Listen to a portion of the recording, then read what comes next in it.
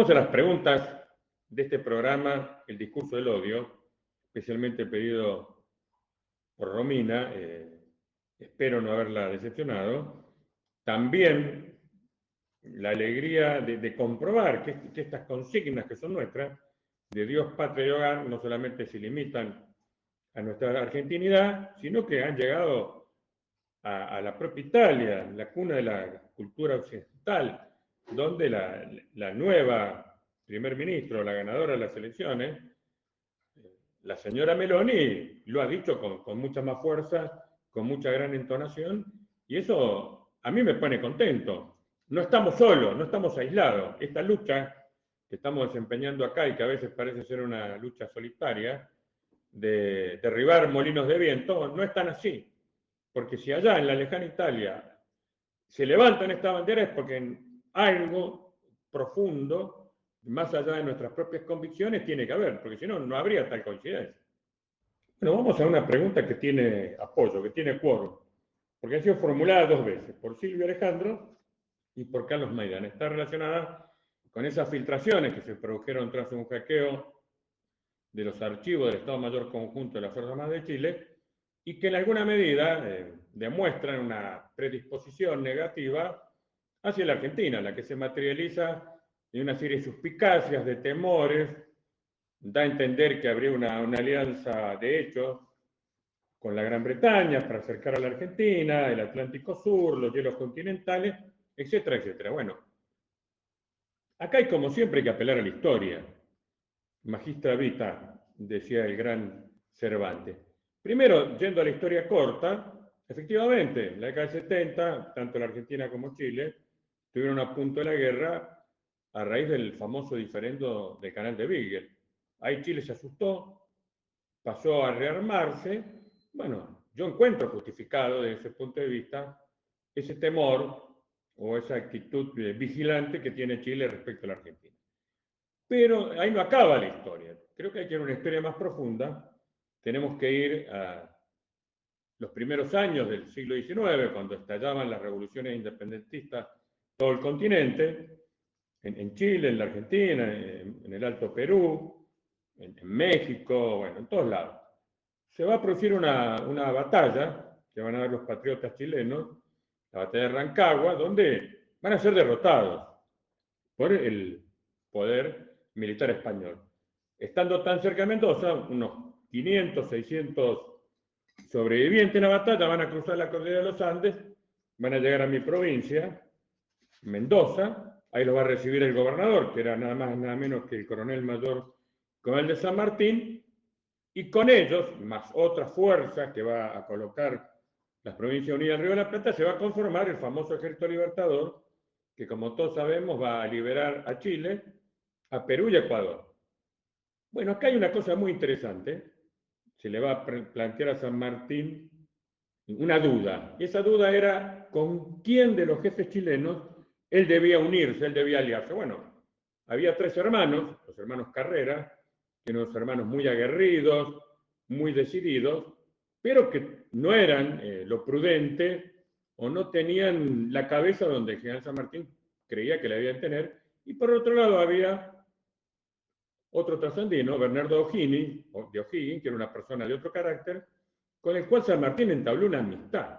Bueno, San Martín eligió, decidió que la alianza militar entre las nacientes democracias, digamos, lo que después sería la República Argentina y la República de Chile, eran mejor encausadas a través de su amistad con O'Higgins. Y él lo va a defender a O'Higgins en innumerable cantidad de veces, especialmente después de la batalla de Chacabuco. Y por el contrario, los hermanos Carrera, los tres van a tener un triste final, los tres van a ser fusilados, primero un hermano, después los otros dos, el hermano por conspirar y por un intento de asesinato contra el propio general San Martín, los otros dos junto a unos indios sublevados, los que se llamaban Pincheira. Entonces, yo le hablo a los argentinos y también le hablo a los chilenos. Nosotros tenemos que rescatar el espíritu de San Martín y O'Higgins, dejar el espíritu de los Carreras de lado. Seguramente en lo argentino también habría alguno atorrante, porque estamos en alguna medida geográficamente predestinados a ser unidos, a ser aliados.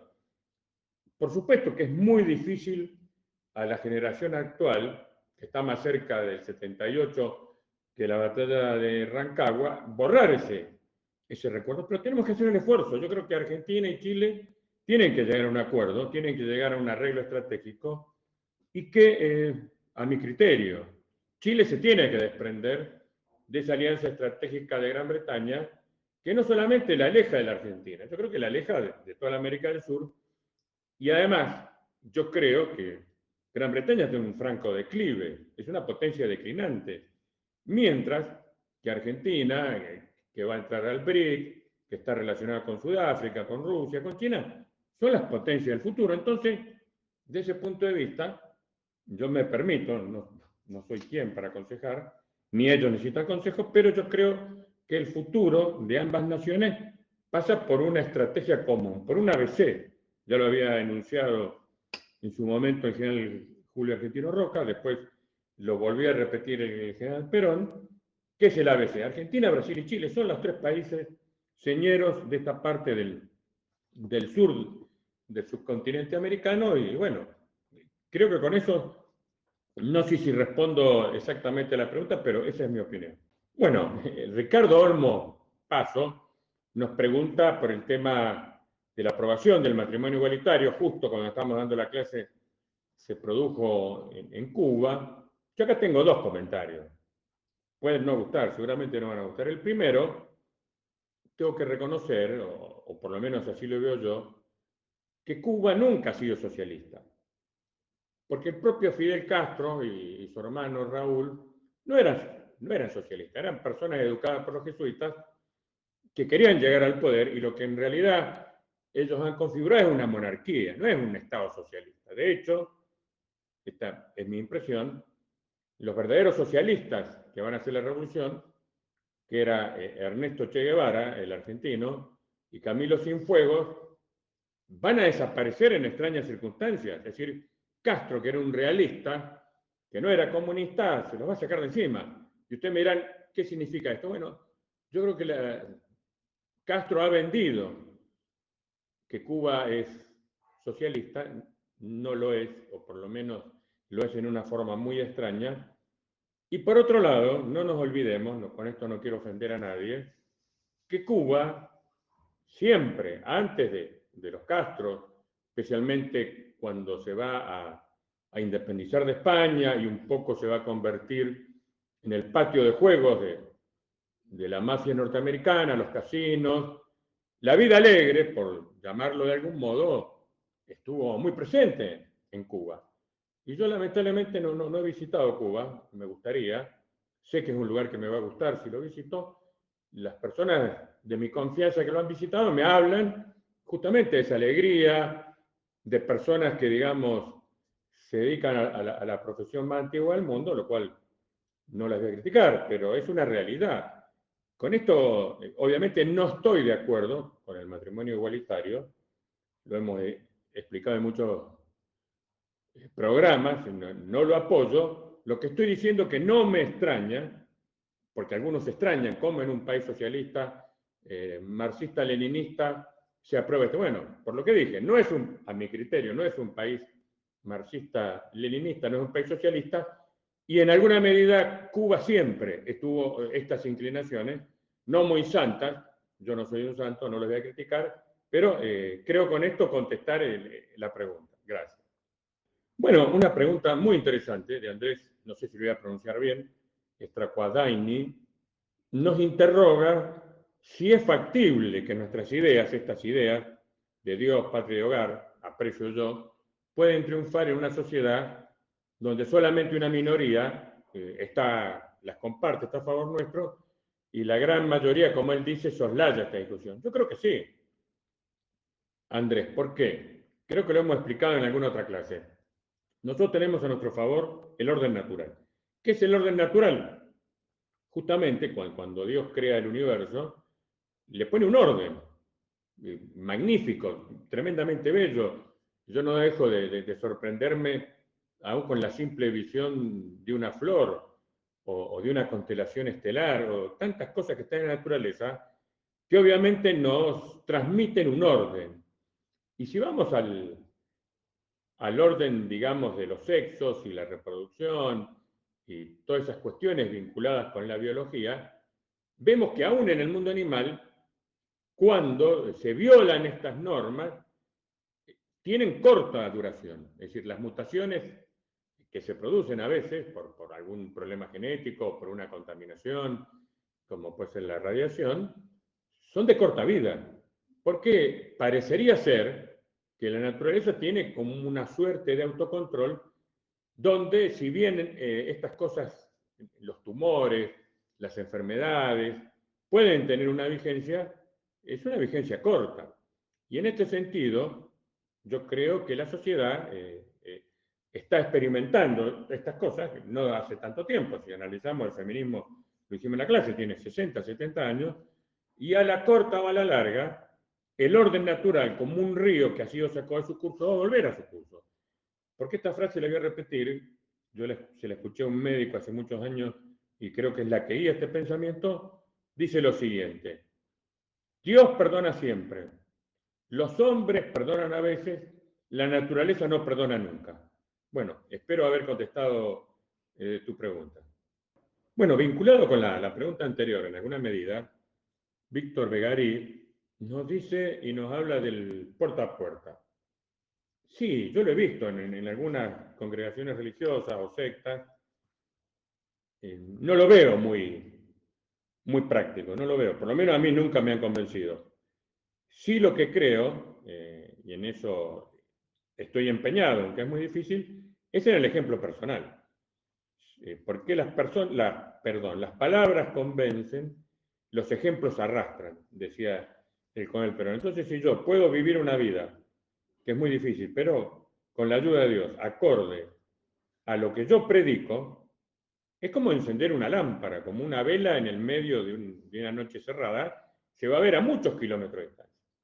O arrojar una pequeña gota de aceite en el agua, se va a expandir, se va a extender, en la medida de mi propia profundidad y de mi propia veracidad. Porque estamos todos llenos de defectos, somos todos pecadores. Pero yo no creo en el puerta a puerta, esto me parece un marketing, con todo respeto lo digo, un marketing un poco anglosajón. Yo creo más en el ejemplo. De hecho, los grandes santos que tenemos en la historia, justamente se han caracterizado por sus vidas personales. Algunos han dado testimonio, incluso llegando a la muerte, al martirio, y bueno, después se han convertido en millones. Pero bueno, contestando, Víctor, tu pregunta, el puerta a puerta no, yo no lo haría. Prefiero más bien el ejemplo personal.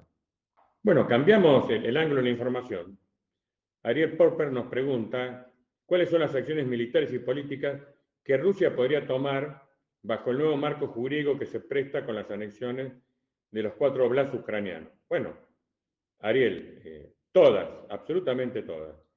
¿Por qué? Porque una cosa es lo que pasaba antes de esta anexión, es decir, Rusia estaba interviniendo en lo que era un país extranjero, otra soberanía era lo que técnicamente se denomina una potencia ocupante, que según la Convención de Ginebra de la Haya tiene obligaciones y tiene derechos perfectamente delimitados, y otra cosa es defender su territorio soberano, donde ya las personas que habitan esos oblasts no son extranjeros, son personal, gente que tiene la ciudadanía rusa, es decir, tienen todos los derechos y obligaciones que las leyes y la constitución rusa le otorgan, es decir, no hay limitación, prácticamente, digamos, Rusia puede emplear cualquier acción militar y cualquier acción política sin límite para defender la soberanía, la paz, la tranquilidad y la seguridad de esas personas.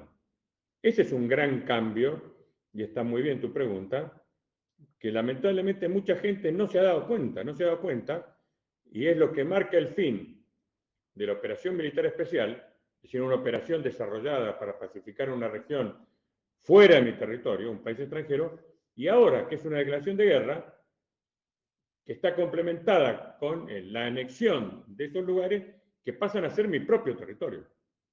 Bueno, Víctor Begari, una pregunta muy atinada. Nos pregunta si Europa dejó de ser un ejemplo después de las dos guerras mundiales. Sí, la respuesta corta es sí, la respuesta larga es también sí. Es más, hay varios autores, que yo me referencio mucho en ellos, uno es Hilaire Belloc, Gilbert Chesterton, los dos son ingleses, y los dos sostienen algo muy parecido, sostienen que tanto la Primera como la Segunda Guerra Mundial en realidad fueron guerras civiles. ¿Por qué? Porque fue una guerra entre cristianos, fue una guerra donde los países que si bien existían y estaban divididos, Gran Bretaña, Francia, Alemania, Italia, Rusia, tenían un trasfondo cultural muy cercano, que era el cristianismo. Si bien en Rusia era la ortodoxia, en Gran Bretaña el anglicanismo, en Francia y en Alemania estaban tanto los católicos como los protestantes, era mucho más lo que los unía que lo que los separaba. Lamentablemente esas guerras mundiales dejaron tremendas, además de los millones de muertos, tremendas heridas morales, que hoy la estamos viendo en una cosa que raya lo inexplicable, que es la actitud de Alemania. Alemania, que siempre fue una potencia no solamente económica, no solamente militar, fue una potencia cultural. No nos olvidemos que grandes intelectuales, empezando por Goethe, el propio Marx, Engels, nacieron y vivieron y se educaron en Alemania. Alemania era una potencia cultural e intelectual tremenda. Y ver hoy esta Alemania postrada, que acepta incluso que su población pase hambre, pase frío, en cumplimiento de quien lo derrotara en dos guerras mundiales, me lleva a pensar, tal vez, no sé, habría que analizarlo un poco más, no sé si esto se trata de el famoso síndrome de Estocolmo, es decir, Alemania, que intentó levantarse sobre la faz de la Tierra para imperar y tener una voz potente y cantante en los asuntos mundiales, hoy es un perrito faldero que se subordina, incluso a costa de su propia salud y a costa de sus propios intereses, a quien lo venciera, especialmente en la Segunda Guerra Mundial. Bueno, sí, Europa ha dejado de ser un ejemplo. Bueno, dejamos para el último una pregunta muy interesante. Jacquelina Rodríguez Claro, vamos a hacer un programa sobre esto, Jacquelina, pero te adelanto. Nos pregunta si el Mundial, la Copa del Mundo, va a traer algún tipo de problema. Yo estoy convencido que sí. ¿Por qué lo digo? Primero porque he vivido en esos países. Estuve no hace mucho, hace 2 años, estuve visitando a mi hijo, y yo estimo que va a haber problemas. Primero porque pienso en dos hinchadas que son particularmente, le pongo entre comillas, particularmente molestas, la hinchada argentina, probablemente la brasileña no se quedará atrás, y la otra es la hinchada, los famosos hooligans británicos. No me los imagino sometiéndose a la posibilidad de no tomar alcohol, a la posibilidad de no hacer un chascarrillo, una broma. Sí, va a ser difícil. Aparte, son ciudades del dinero. Yo he estado ahí en Qatar, es una cosa minúscula, con rascacielos de acero y de vidrio, hoteles 7 estrellas, donde van multimillonarios, no están acostumbrados a este público tan particular, tan versátil, como es una barra brava. Estoy seguro que va a haber problemas, pero bueno, Jacquelina, esto es un adelanto, no digo más porque vamos a hacer un programa especial sobre esto. Bueno, nos toca despedirnos. ¿Qué puedo decirles? Así como tuvimos una serie de programas económicos que tuvieron su repercusión, hoy estamos transitando, por llamarlo de alguna manera, a programas costumbristas. Es decir, estamos hablando de cosas que nos llegan de cerca. Hablamos de los copitos, la violencia molecular, hablamos del discurso del odio, y seguramente estamos pensando, todavía no lo tengo definido, vamos a seguir un poco, 1 o 2 programas más en esta línea, la línea de las cosas humanas, las cosas que nos afectan como personas. Ahí ya le prometí a Jacqueline, seguramente vamos a hacer un programa sobre el Mundial, probablemente más cerca de la fecha, por un tema de generar interés, pero que debe estar vinculado a esto, a esta cosmovisión, que como lo dije al principio, lo repitió la señora Meloni en Italia, de los 3 valores fundamentales, los 3 pilares que sostienen nuestra creencia de Dios, patria y hogar. Hasta la próxima, amigos. Nos vemos. Chau, chau. Que Dios los bendiga a todos.